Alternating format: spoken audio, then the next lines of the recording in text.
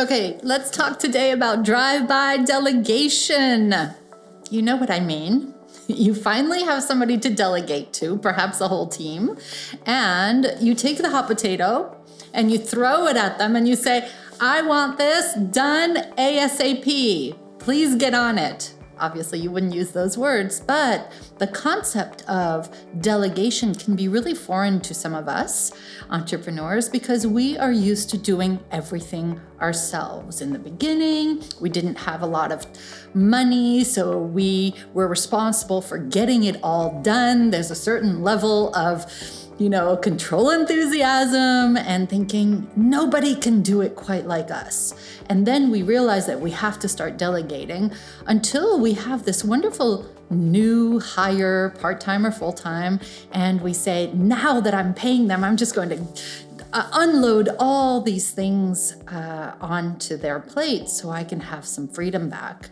And what usually happens is that we don't delegate in a way that the person can receive the task and give us what we want.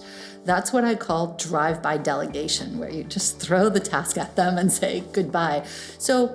When that is the case, the person receives the task, if you will, if we're staying with the throwing analogy, they receive the task and they don't know what to do with it. They don't know what it's supposed to look like. They don't have an example of it. They don't have enough direction from you. And they don't have a realistic timeline by which to hand it back to you.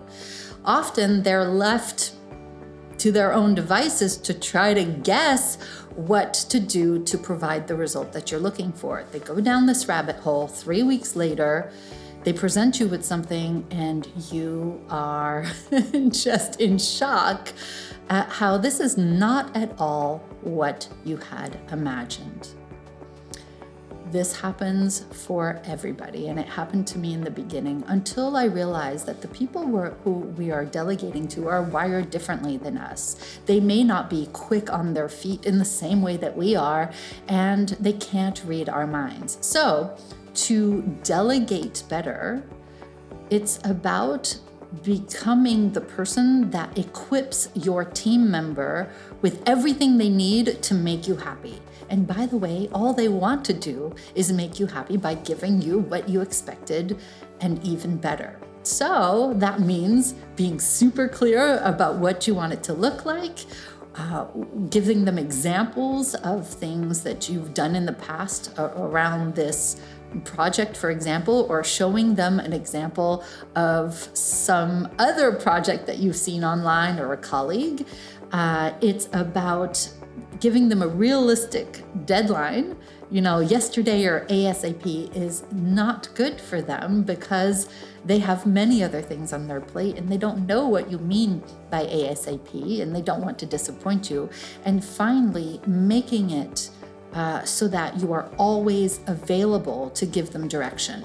Now, obviously, you don't want your team member to tap you on the shoulder all day long, but perhaps you can take off the hat, the role of boss or employer, and put on the role of coach and say, how are you doing with this? How can I help? Where are you stuck? What have you accomplished? What questions do you have for me? And just 5 minutes a day of being that kind of encouraging, valuable coach to your team members will get you the results that you want in much less time. Try that. This is how we get more done.